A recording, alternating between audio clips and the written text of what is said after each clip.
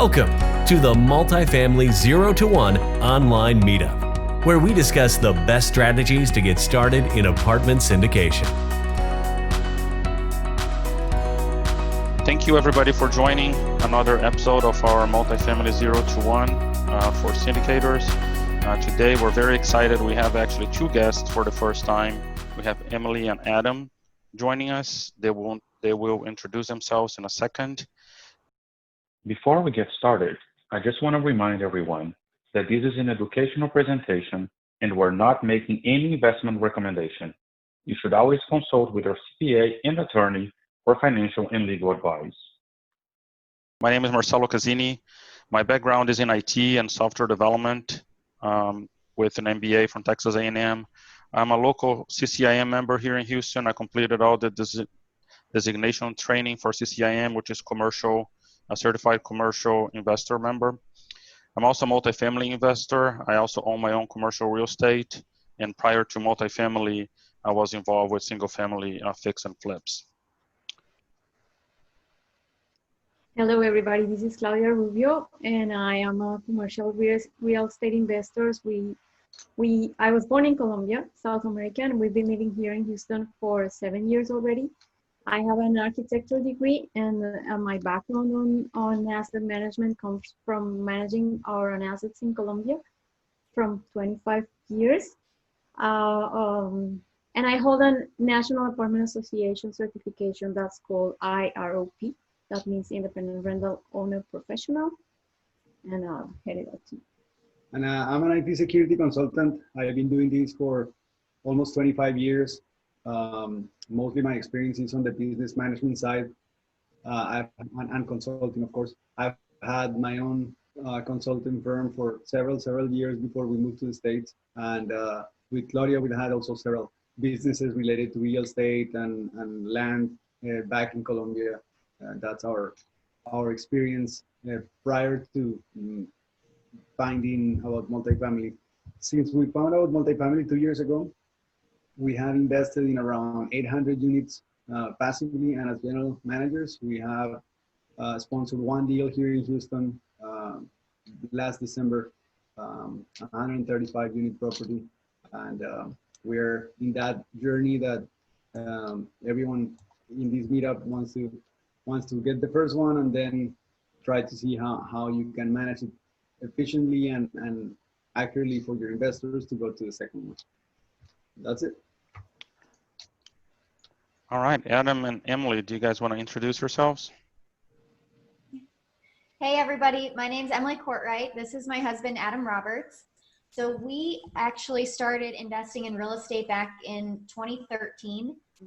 Before that, both of us are engineers by trade, and we were working at GE Aviation, based out of Cincinnati, Ohio at first, and then we moved out to California, where GE then sold off the businesses we were in. Right before that, we had gone to a Rich Dad Poor Dad single family training, and they kept talking about how Texas was such a hot single family market. And so it just so happened that Adam got a job opportunity to continue aviation work in Fort Worth, Texas. So we moved to Fort Worth in 2013, and I left GE at that time to pursue real estate investing. So I started flipping houses, we started buying rental properties, and accumulated 11 rentals. We had 7 houses in a fourplex, and we've done over about 25 flips. So that kind of brought us to 2017. We weren't really getting the cash flow that we wanted, and we needed something more sophisticated, and we came across multifamily. We went to a 2-day training, and we had no multifamily experience, but what we learned during that weekend really blew our minds with the opportunities to scale. Because even just in 4 years, we hadn't, 7 houses, the cash flow wasn't enough for him to leave his job yet. So it was really that next level of complexity for us, that next level of sophistication. And to sum it up, we'll go into more detail, but since 2017, we've syndicated 2 large deals, and those are worth about $38 million. And so we manage those assets, and we utilize our corporate leadership skills and everything that we've learned at GE and in the workplace to try to be the best leaders and asset managers that we can. A little bit more why multifamily? What attracted you the most about multifamily to leave single family behind?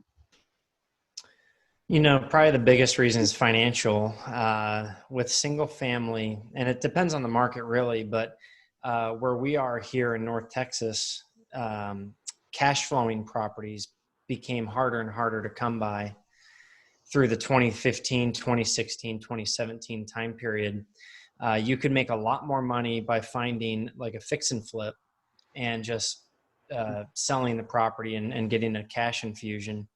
But that requires obviously a lot of project management, a lot of construction, you know, a lot of vendors, a lot of just, you know, things in the single family world that are kind of difficult to come by. So we knew we didn't want to be house flippers forever.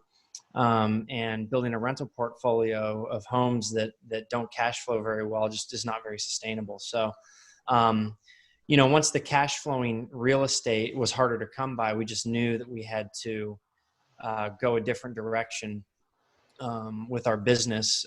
And when we went and looked at multifamily as kind of a different direction, what really turned us on about multifamily was how much more sophisticated of an investment vehicle it is. You're purchasing and operating a business, and everything about it is more business oriented. You know, the way that you analyze the financials, to the way that you manage the management company, to the way that the assets are valued. It's just a whole lot more sophisticated.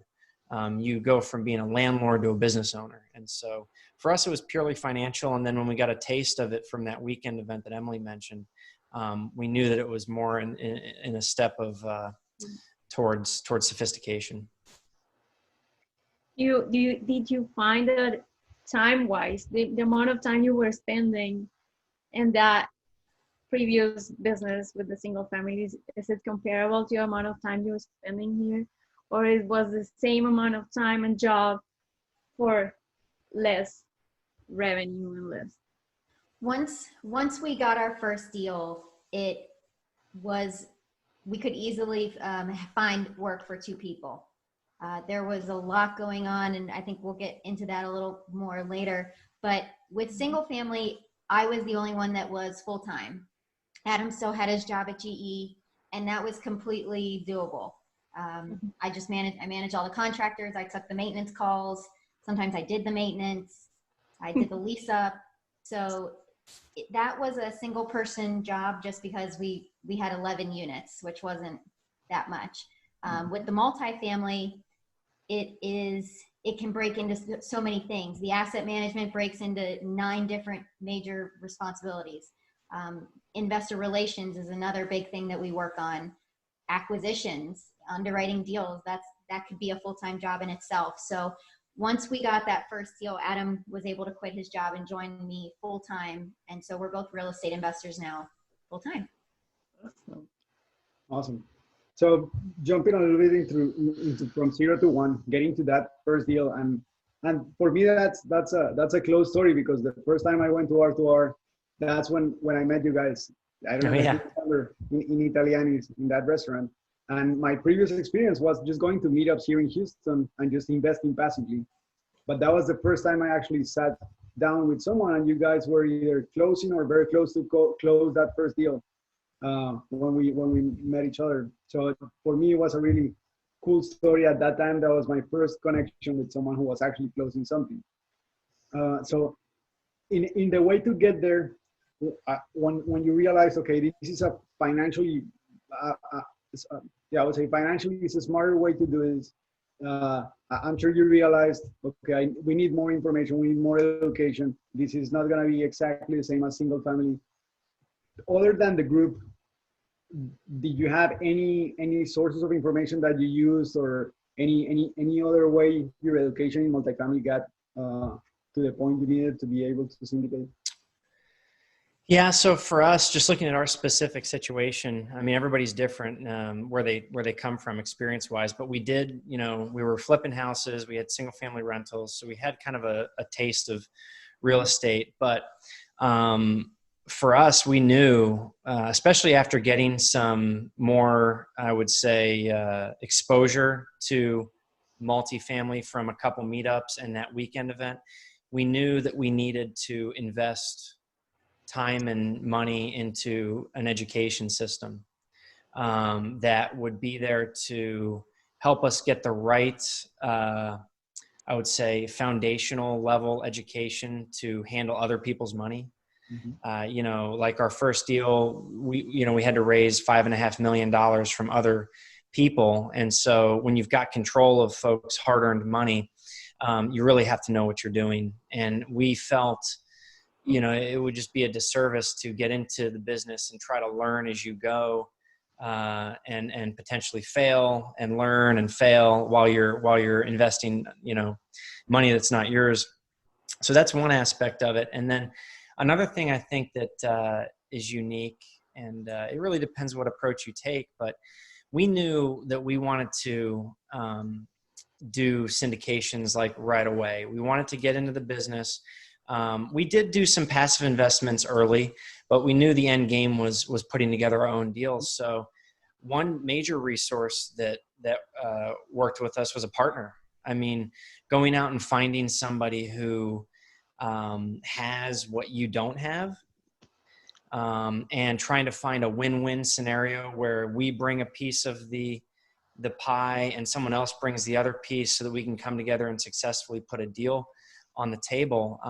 And that worked out really well for us. That person wasn't necessarily an educational component, but just working with that individual, you learn so much. I mean, and they help remove barriers to entry as far as the industry goes, because, single family, not to, this is kind of difficult way to put this, but single family, everybody watches HGTV and wants to be a house flipper. So everybody gives it a shot. Well, in commercial multifamily business, it's really a small community, right? It's all about relationships and who you interact with. So for us, beyond just the educational component, a lot of information, a lot of learning was garnered from our partner. And it was extremely helpful in getting our first deal. Okay. So when you were ready to look for the deal, you already had education, you had created that relationship with your partner. What did you focus on? Market, the property characteristics? What was the way you looked for that deal? So our first deal, since we live in the DFW market, we wanted it to be in DFW, and that's also where our partner's strengths were with his relationships. So it was just a great fit to look in DFW. There were certain areas that we knew we didn't want to invest in. There's certain areas that we would never buy a single family rental in. So we knew the areas where we didn't want to buy. And it was actually a really great kind of way to break up the criteria. Our partner was looking for larger deals. So he wanted deals 200 units or more. And so we would look at anything to under 200 units. So if he got a deal in his inbox, he would send it to us if it was 190 units or 180. And if we saw anything that was 210, we wouldn't look at that. So that kind of made the criteria a lot easier, because we had this set, okay, under 200 units in DFW, not in the hood. And it worked out really well. Yeah, that's really important, because I think one of the challenges you get when you're starting is that you start getting all those emails and you want to underwrite everything, right? And you have to be disciplined and say, no, if it doesn't match my criteria, I'll let it go. So yeah, I relate to that a lot. How long did it take to actually find that deal since you started receiving OMs and analyzing them and underwriting them? So our timeline was this. We got into the business and we joined the educational program in July. And this was 2017. So July, we got through a whole lot of education. We took a lot of training. We had a personal coach that we worked with. And we got through a lot of that in about, I'd say 60 days, a couple months. At that point, we knew that we wanted to syndicate deals. We knew that we wanted to jump in an active role in the business. So we would have phone calls, and we still do this today. Like we meet people, trade business cards, meet folks at events. schedule half-hour get-to-know phone calls, investor phone calls. And when we did this back then, we would always talk about goals and objectives. And we would always say, hey, we really want to get into this business. Our goal is to do our first deal this year. And we would just come right out and ask, hey, are you looking for partnership? If you are, what do you offer? Here's what we offer. And we would put together a value proposition. We would tell folks, hey, here's what we're planning to bring to the table. We're looking for a partner that brings other things that we don't have. And, we would target really successful people because we knew that we would need a successful partner in the business to help us get started. So we did that for a good 30 to 60 days. And we got a lot of no answers, like, no, I don't want to partner with you. No, no, I don't have time, or no, I already have a partner, things like that. But after a while, we found a partner that really fit. And it took probably 6 more months after that of analyzing deals, making offers. You really learn a whole lot from making offers. I mean, you can go to a lot of meetups and do a lot of webinars and read a lot of books, but when you start making offers, you learn a ton. Like, you learn 3 times as much about multifamily from making offers as you do from reading books or listening to experts on YouTube. And so we made, I want to say 5 or 6 offers. We made it into best and final a handful of times, and finally got our first deal probably about six months in. No, well, it was 9 months after joining, and Yeah. then we closed on the 11th month. Yeah, I meant 6 months after finding our partner. Yeah. So when did you close exactly? July? 2018? June of 2019. 2018. 2018. 2018. Yeah. 2018. Yes. No, sorry. So You're when good. I went to R2R, you had just closed a couple of weeks before then. Okay. Yeah. Mm-hmm. Awesome. Yeah. Okay. Awesome. So what were some of the specifics of that first deal? How many, you mentioned a partner, but how many co-sponsors there were overall? What part of DFW was it? What number of units, demographics? So Adam and I and our partner Aaron Katz, we were the only co-sponsors. There weren't. We did have 2 other key KPs or key principals that helped us sign on the loan. It's located in Arlington, Texas, which is right between Dallas and Fort Worth, and it was 180 units, priced at about $15 million. So we got almost an $11 million loan and had to raise $5.5 million for the down payment, the closing costs, working capital, and extra CapEx. Excellent. Yeah. And as far as the demographic goes, it's pretty diverse. I would say the 1 mile radius median incomes around the low 40s, 42 to 45.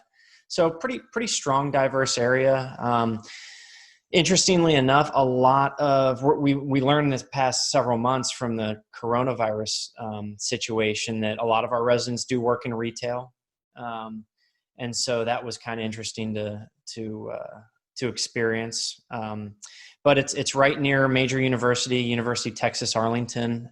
It's a couple miles from Cowboy Stadium, so a lot of jobs, a lot of growth there. Arlington, it's interesting. Arlington's kind of such a spread out city. You wouldn't realize it. It's huge from a population perspective. So it's a lot of apartment complexes to do your market studies off and compete with down there. So. And I forgot to say we have 56 passive investors in that deal. Mm-hmm. Awesome. That's good. And I think as you guys were starting to find that first deal, one of the questions we had here from Mike was, how are you guys sourcing deals? So we were sourcing them from the major listing brokers. There's probably about 5 large listing brokerage companies in DFW that have 90% of the multifamily listings. And so we made sure to get on their distribution lists, and actually our partner had great relationships with them. So he helped us get lunch dates, Starbucks dates, and kind of get some FaceTime to meet with them in person. But really everything was through the distribution list, through a main broker. We didn't do any cold calls or marketing ourselves to multifamily potential sellers like we did in the single family market. Yeah, it's one of the bigger differences with the multifamily space. In single family, it's all about getting to the seller before the seller calls a real estate agent, right? It's all about trying to find someone who needs to sell their house and maybe isn't as tuned in with the market and will just take a cash offer. But in multifamily, most everybody is a sophisticated business owner or an entity, you know, like a huge conglomerate of businesses. So you're not going to call a lot of sellers and try to work a deal. These sellers that own these businesses are going to use a broker to get top dollar and put their property on the open market in most cases. Yeah, for sure. So for someone who is starting now and they are trying to go from that 0 to 1, what did you say would be your best advice for them? Adam talked about making offers. I mean, that's an important part of the learning curve. For me, I kind of go back to what we touched on before, which was the education, because you are handling other people's money, and this is people's retirement funds. This may be their only $50,000 that they have given you instead of buying that new car. So we take it very seriously, and I think anybody who's going to be raising money from other people should absolutely get educated from some kind of reputable source before you start raising. Along with that, I think the vendors are really important. The property management company that you use can make or break your deal. They're the face of the business and the apartment complex. And so one of the benefits of joining a group is to have all of those preferred vendors. So when we joined the Sumrock group, there was the SEC attorney, there was the insurance broker, there was the property management companies, and these have all been vetted. And we've actually invested in some passive deals where they tried to penny pinch and use just, the cheapest vendor on the block, and they have not been happy with the service. They had to sue the vendor for not doing the work right. And so when you do start putting together your team, making sure that you're using reputable vendors is really important. All right, and what if we switched sides on the table now? Maddie was just asking for, on a passive investment perspective, what would you say would be your advice for someone looking to get started as a passive investor? Well, I'd say first and foremost, determining what market you're interested in. I think that's probably the first question you have to answer is the market that you want to invest in as a passive investor. Does it meet the criteria on job growth, population growth? Is that specific market have favorable legislation around landlord-tenant laws, things of that nature? And so once you can kind of have that answered, like let's say, just for example, I want to invest in Texas, and I know that that's the right place for me to invest my money. Education is important for the passive investor as well, and probably the most paramount item is getting to know the people that you're about to invest with. That by far, like exponentially by far on the highest mountain peak, is the biggest lesson learned that Emily and I have had in our entire, short investing career is, the deal can be a home run. The market can be super hot. The value add component can be so obvious, but if the people running the project aren't good at what they do, or have poor intentions, or maybe they're not educated, it won't work, right? And so beyond just the obvious stuff of the market and the education component for the passive investor, it's how well do you know the people that you're giving your money to, and what's the relationship like? Did you just trade a business card with them at an event, and are you about to wire them $75K? Or have you known them for a couple years and have seen their track record and have seen how they run businesses and know what they're going to do during COVID-19 when people aren't paying rent and things of that nature? So the people that you invest with are the biggest deal for the passive investor. And I think another great strategy is as you start meeting deal sponsors, this year may be a little less volume of passive investment opportunities. But for example, last year we could get 2 opportunities a week to invest passively in somebody's deal in our inbox. And my suggestion is really to watch as many webinars as you can, like equity raising webinars, because you're going to start to see trends. You're going to start to see what different business strategies people are implementing. You're going to see some presentations that are horrible. You're going to see some presentations where you walk away and you're like, oh my gosh, I want to invest in the deal. But I also want to say, take your time, because you almost have to have that mentality. Like if you only have $50,000 to invest and you're going to watch 20 webinars this year, you have to know going in, like, I'm going to see 20 opportunities and I can only pick one. So it better be the best one, and it better be with the right people in the right market, but still watch the webinars to learn and use them as kind of benchmarks. But just know that when you make that decision to invest, you know, next week, what happened to us was we invested in a few deals, and then the next week, like, other deals came out from deal sponsors that were much more well-known and more of the rock stars in the group, and we're like, oh man, I wish I would have saved my money and invested with them. So don't rush it. It's and use the investor webinars as education.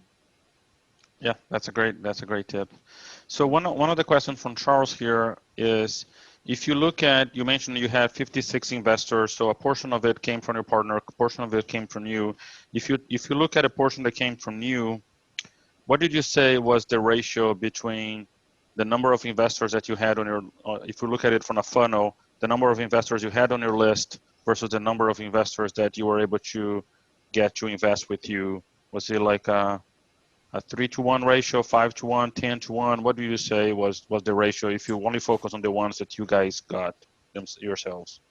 You know, I think when we were raising money for that first deal, we had probably a couple hundred folks on our contact list, or on our investor list, and we really plugged in. I mean, we went to every event. We met as many people as we could, trying to, you know, tell our story and build some credibility. And I'll be completely honest with you. I don't know.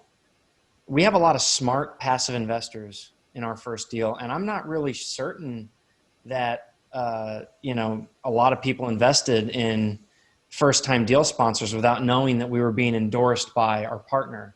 And I know for a fact our partner would not have worked with us if we didn't have a track record in business that we had and had the potential to do well in multifamily.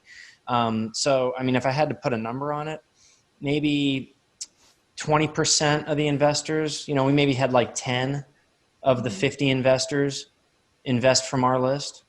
And so, you know, 200 people on the list down to 10. All right. Yeah, I think that's a good metric for people to know that they're getting started. I think, Louis, you want to make a comment? Yeah, I did, because I'm one of those people that were on the other side. I joined the deal through Aaron, but one of the things I will tell you about Adam and Emily that really blew me away, and they know it. They know the story I'm gonna tell, because it was the first time we spoke on the phone. They called. It was after the deal. They called every one of the passive investors they did not know. And they had a quick 15-minute, 20-minute meeting with them. And within the first 5 minutes, I sat there, I listened to their pitch, I listened to their story, and the first thing came out of my mouth was, I'm very impressed with you two. The fact that you called, you want to understand who I am. They talked to me, and I said, you know what? When you get your next deal, I'm more than likely going to be with you guys. I ended up going into their next deal. I've been happy with both their deals. And what I would say to all of you, you know, I sat and had conversations with them. I still talk to them to this day. I recommend people to Adam and Emily, because I believe that they are the right kind of syndicators who are going to look after and do the right things. I mean, the first time they did this deal, I think how often were you at the property the first time? You guys were telling me, well, we're there like probably too much. Yeah. Probably twice a week. Yeah, exactly. So they were there often, and I was like, yeah, I'm probably there a lot. But me being a passive investor, I was like, I'm good. They're still learning. Go. And they have done great. So I'm a huge proponent of these two. And what they're saying is the real deal. So I just wanted to add that in. So thank you for allowing me to get that in for these guys. Thanks, Louis. We appreciate it, man.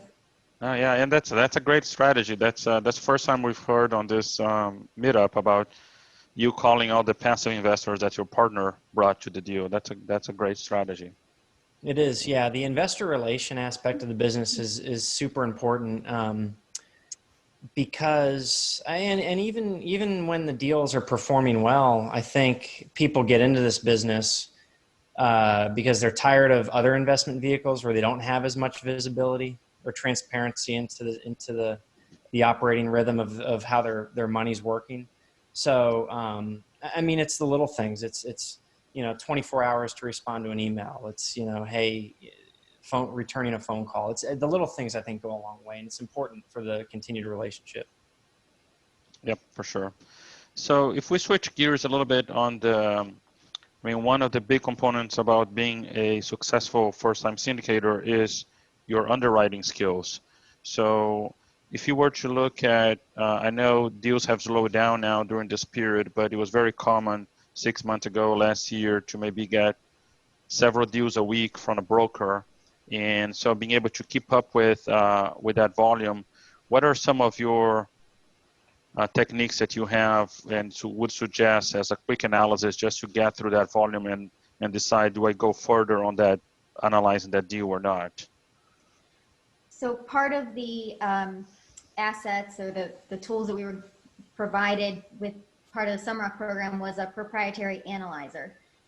And there was a learning curve there, but by the time you start analyzing 5 deals a week, it's within about an hour, I could plug in enough numbers to really try to make a go, no-go decision. And meaning, like, do I want to look into this deal more, or am I too far off from the list price? Do I not really see the value? What does the median household income look like? What do the demographics look like? Is it in an area that I like? And so we really tried to make, again, and this was 2 years ago, there was 25 listings out at any time. So you could not look at all of them, and we had to narrow them down. Right now, there's only probably 5 listings out on the market. So I may look at them a little more closely. And then one other thing I wanted to touch on, in single family, you use the rent to price ratio. So this will get a little technical for a few seconds. And like if a property brings in $1,000 a month, you don't want to pay more than $100,000 for it. I kind of tried to do that with multifamily when we got in, and what I quickly realized was that you can't just take the rent into account, because multifamily has so much more other income. So if you're going to do a really quick analysis in terms of, like, does my income justify my the price, you have to make sure you include the other income, which you probably won't know until you look at the past 12-month financials. So it's, when I was just trying to do like the rent, like, oh, this property brings in $700 a unit and it's 100 units, so 70 grand a month versus the price, it's not a accurate representation, because the property could have $200,000 to $300,000 a year in other income that you're not counting for. So if you are going to do kind of a quick price check versus the income, you have to make sure you include the other income. And if it's all bills paid versus RUBS, if you're billing back utilities, can be a huge variation. Yeah, other income meaning like late fees, parking fees, utility fees, stuff that's just not rent, but you still pay. And do you, once you decide to, you mentioned you can, in about an hour, you can make a decision if you're going to go and underwrite the deal further. Do you have certain things you look from an underwriting perspective of how can you maybe increase revenue on a deal or decrease expenses? Typically, the broker will discuss he will propose options in the offering memorandum. So in the documents that are provided with the listing, the broker is usually going to go above and beyond. And he's going to say, oh, you can add 50 yards and you can add 30 carport spots and 60 reserved parking. And he's going to shoot for the moon. And you actually sometimes have to narrow that down and say, okay, well, we can't implement all of this, and pick a couple. And same thing with expense reductions. The broker may say in the offering memorandum that water conservation hasn't been completed yet. I just saw an offering memorandum today that talks about the seller is adding a new chiller, and that will reduce the water and electricity expenses. So there's some things that they will tell you the information for. And then to me, touring the property is where you're really going to be able to see some of the other opportunities that aren't in the OM. And so that's something to keep in mind, because when you sit behind your computer and make that go, no-go decision, you really haven't seen the property to know if there's something you're missing. So in today's market where there's only 5 listings, if I like the location and I like the asset and I'm within 10% of the offer price, I'll probably go to see it, just to see if I can find that hidden gem of opportunity. Yeah, great point. Sorry, I was muted. Yeah, well, I want to ask you a little bit more about the experience when you were acquiring your first property. So first, what were the biggest challenges you had to overcome, and what things would you have done different now that you can look back? During the acquisition or after we acquired? During the acquisition, like on the 0 to 1 stage.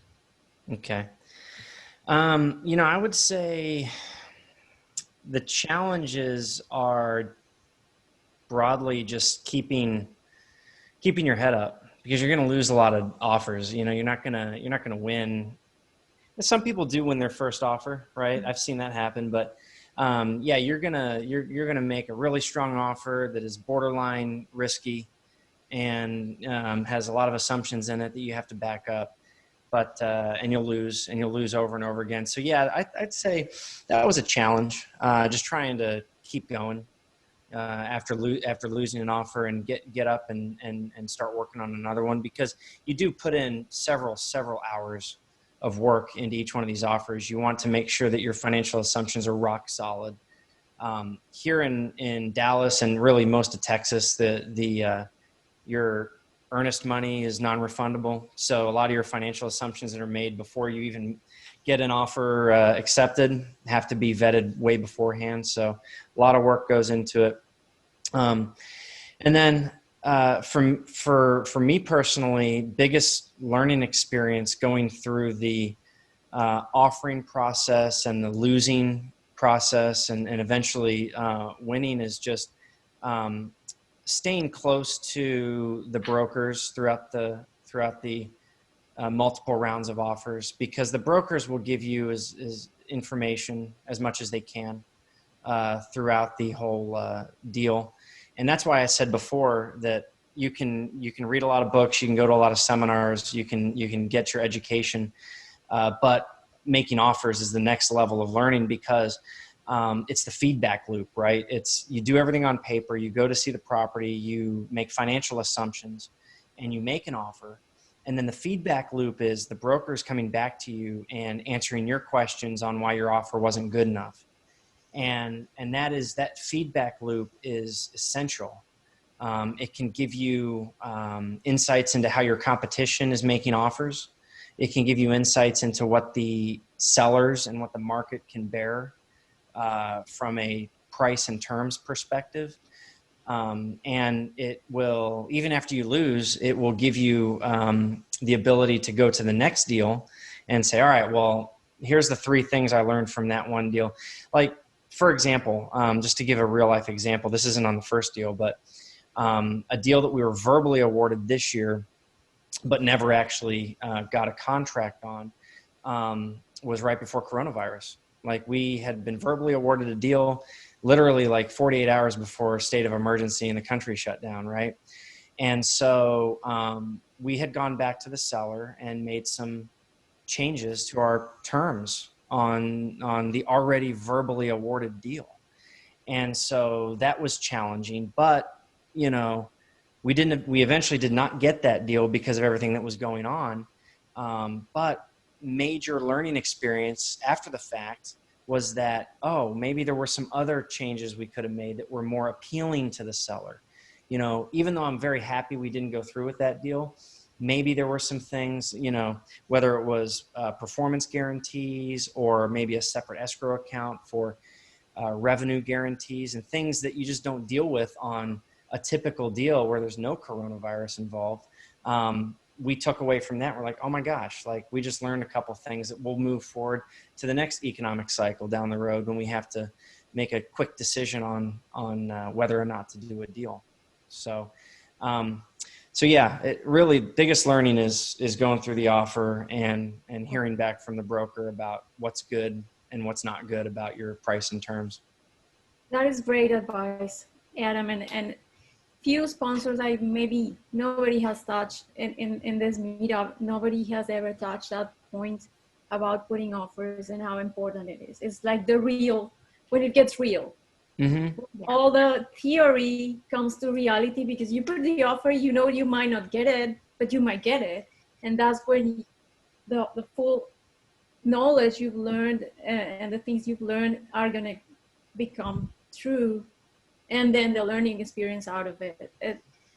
You maybe don't notice that, but once you start doing offers is when you realize how much putting offers is. It's a learning experience. Maybe we take a long time to start putting offers and we don't shoot the gun, but once we do it, we realize how important it was to start and take action with the offers. That's I think a lot of folks, they get to the point where they have enough knowledge and they know what they're doing. And I think the fear of the feedback loop, it keeps some folks from making the offer or getting in. But if you have a team in place, you know, the brokers love to get offers. They love to say that they got like 40 offers on one property, right? But obviously you want to have the bare minimum foundational things in place, like the ability to get a loan, right? You want to have a team in place so that you can get a multi-million-dollar loan. And you want to have a property tour, right? You want to go through some of the basics, but they love getting offers. So there's no reason to not make the offer, right? You want to get in there and get the feedback loop. That's true. Yeah, that's great advice. Okay, so what are the deal killers that when you get a deal, what makes you like discard it right away? So we actually had a property that we toured, and our partner was good friends with the owner of the property management. So the owner of the property management company was touring with us and our partner, and he's kind of just looking around. The property is not in a great area. It's definitely a C- class. So it's a little rough. And he says, well, who's the owner? And I'm like, I don't know who the owner is. So he asks the leasing person who the owner was, and she told him. And as we like come around the next corner, he whispers to us, he goes, don't buy this deal. And we're like, well, what happened? Like, we're in the middle of the tour. And he goes, he explained to us that clients of his have purchased from this seller before, and the seller is very unethical and will, you know, there won't be units filled when the seller says they're filled. They're just, the bank accounts don't match the rent roll, everything like that. And all the properties that this property management company has taken over from the seller have been disastrous. So that was a big lesson learned. Had we not had him on the tour, we probably would have continued to pursue that property and make an offer, not really knowing that the seller was not a great person to buy a property from. And so I think that was really a lesson learned for us. Like, sometimes you just got to ask the questions, you know, and pay attention if things start not to line up. Well, and also make sure you're dealing with legitimate sellers, because there's a lot there's quite a few folks out there selling properties that are not, you know, they can't represent themselves very well, and that can make it kind of a nightmare going through a transaction. So you want to make sure that you've got ethical people on the other side of the table. Yeah, but do you guys have any from a property characteristics perspective, do you guys have anything that would say, no, I wouldn't go on this deal, like maybe the age of the property, maybe chiller, maybe, do you have anything on the deal itself that you would say, if you saw it on the OM, you would say, no, I don't want to go and even look further? I mean, location. Yeah, There's some location's parts big. of DFW that we will not We buy won't properties in. even look at it. Like, yeah. And that doesn't mean that nobody will. We have colleagues that specialize in those areas, and that's all that they buy, and that works for them. That's not what really works for us. So, you know, one thing that I think we will keep in mind in the future, because one of the properties we bought has aluminum wiring because it's built in the 60s. And what we're finding is that the insurance rates for aluminum wiring properties is skyrocketing. So that is something, I don't know if it'll be a deal killer in the future, but it's definitely something that we're going to look at a little more closely, because we're going through it personally right now where our insurance is going up exponentially because this property has aluminum wiring. Yeah. Also, I would say properties that have significant deferred capital projects that some buyers don't see. You know, we like to bring construction crews to the property, even during property tours. Like, we'll bring either a property management construction person with us to come look at the property. And it's amazing some of the things you'll see where the dollar signs just start adding up during the property tour. And that can break the deal, right? That can be a deal killer. We had one deal we looked at maybe a year or so ago that looked great. They took you on the tour route. It looked great on the route they took you on. You know, every unit that they showed you was staged. The office looked great. You know, they even like cleaned the parking lot in a little tour route. And then after the tour was over, we went on our own tour with the construction guy. And we went, you know, he's like, let me show you something. We go in the back of the property. There's termite damage all over the place. There's the roof's falling apart. And you're just like, wow, you know, hundreds and hundreds of thousands of dollars of deferred maintenance and things like that, you know, when you can see it on the tour and it's exposed and you see it, you're like, wow, what am I not seeing? Mm-hmm. And so you get a feel for that kind of stuff. And that can easily be a deal killer, because these deals, I mean, if it's in a good market, price gets pushed very quickly, and you start to really squeeze margins and make financial assumptions that you need to think about. And yeah, if there's things that you're seeing deferred maintenance wise on the exterior, who knows what's underneath it, right? And so that can definitely be a deal killer. Right. Well, yeah.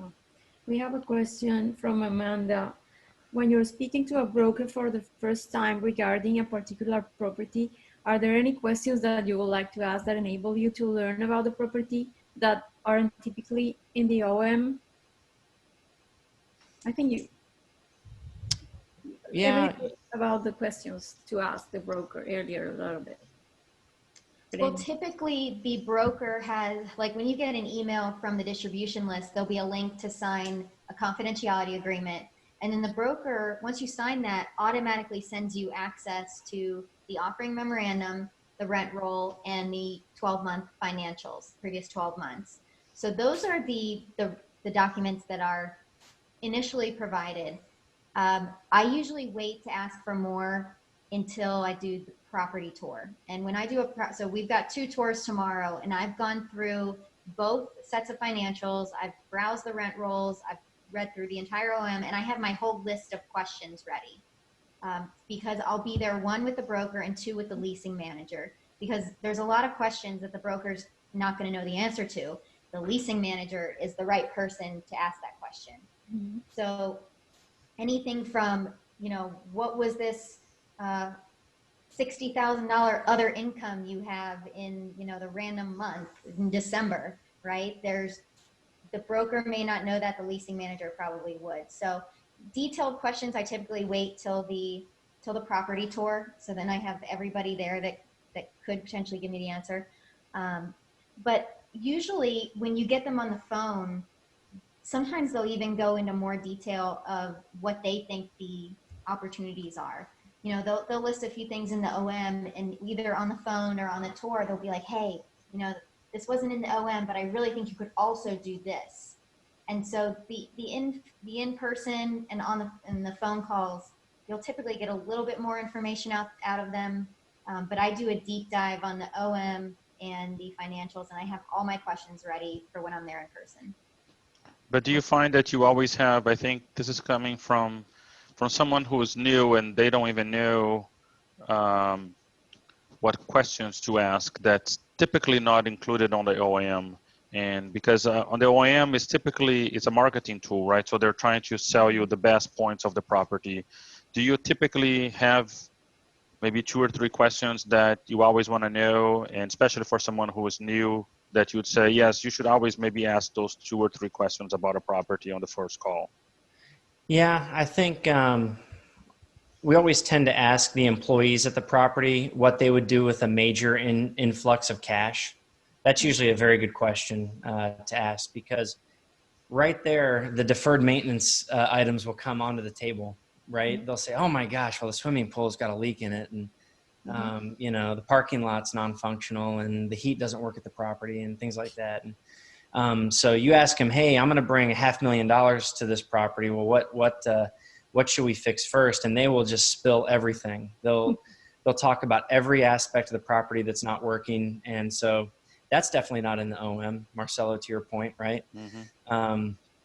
You know, and I think the more savvy leasing managers will also be able to reciprocate on what Emily talked about as far as opportunities go. You could say, hey, well, the broker says I can install 70 yards and charge $100 extra per month for them. So what do you think about that? And then they'll answer it pretty honestly. They'll be like, well, you know, I don't know, $100, maybe 50.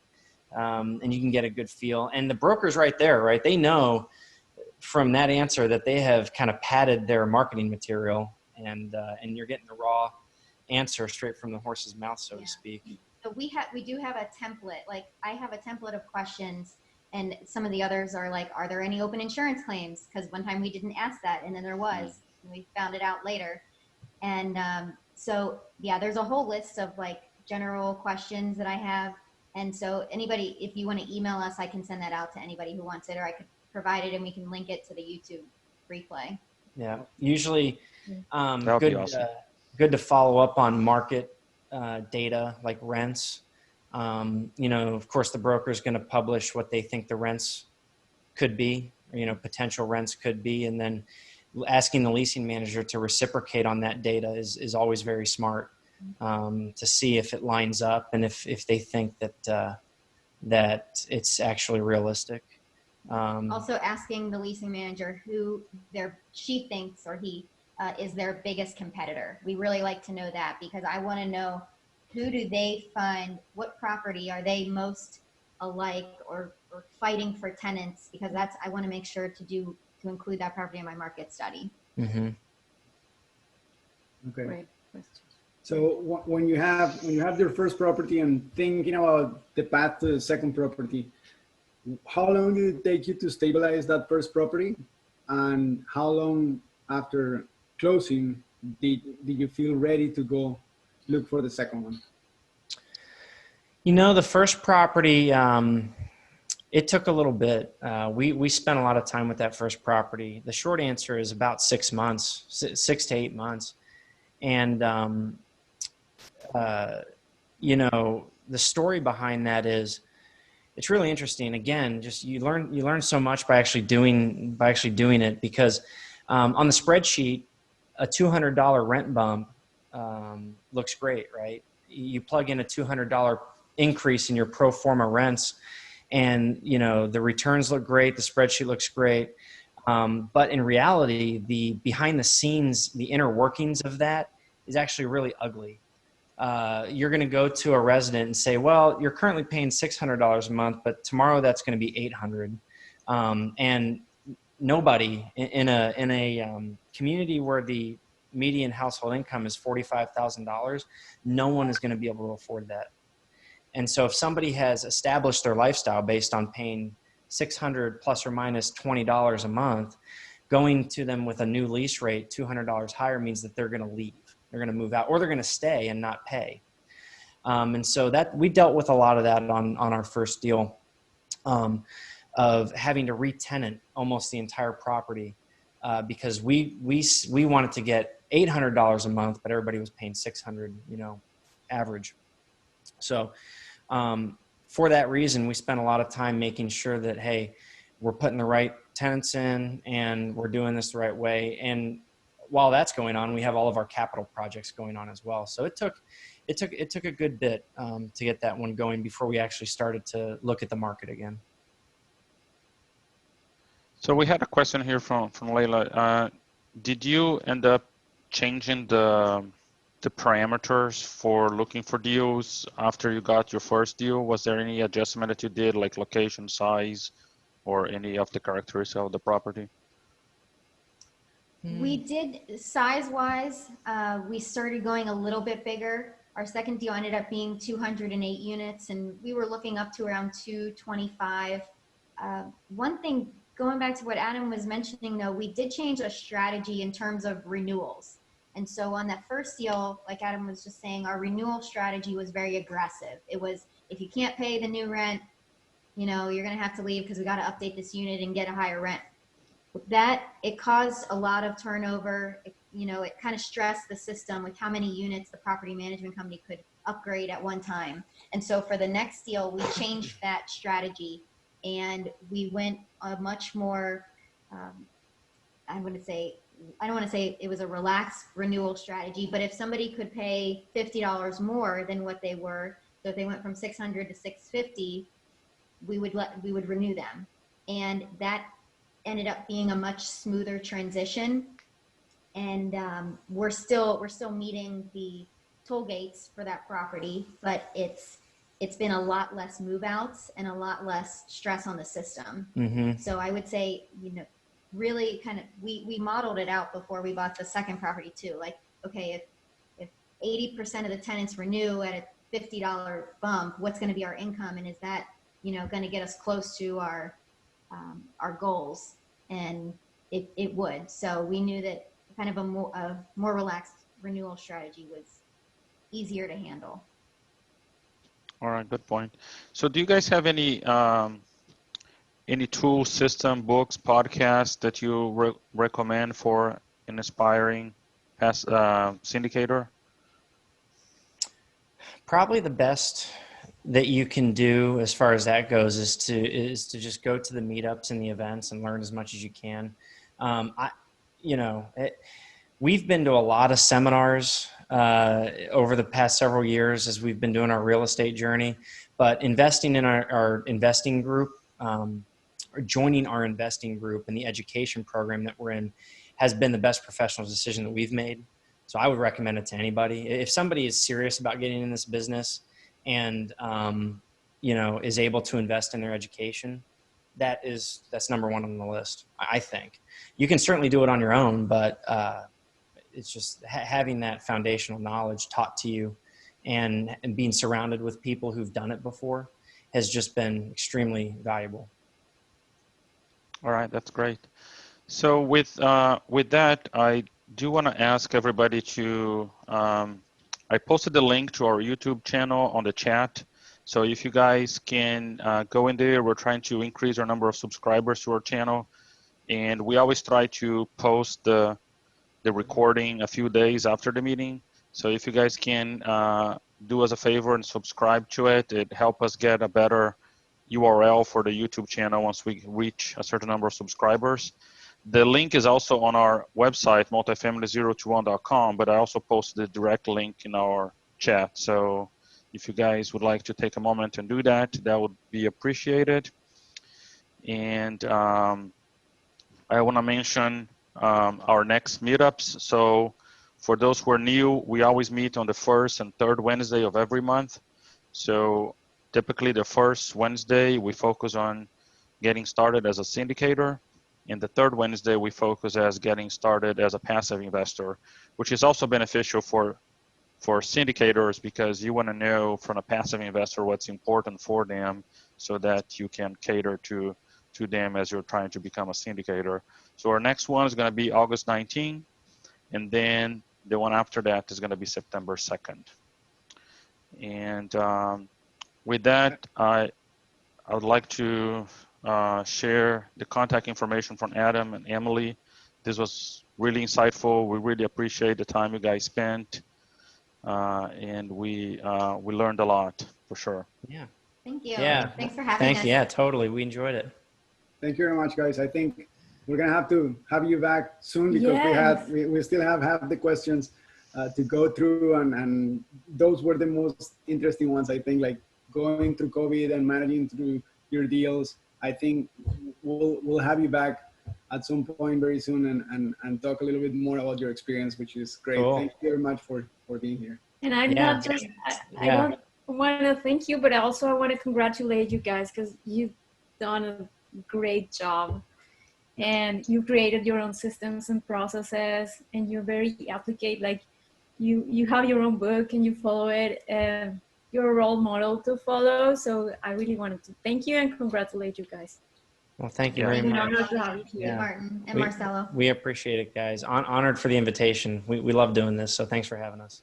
Yeah, and for those looking to passively invest on deals, I mean, I suggest you guys also Adam and Emily, they're great operators. So I suggest you send them a note, get in contact with them, and start a relationship there. So it's always good to keep meeting more operators, and especially successful operators. So I have the email addresses there, so feel free to reach out to them. Thank you for watching this week's episode of the Multifamily 0 to 1 Meetup. Join us live the first and third Wednesday of every month.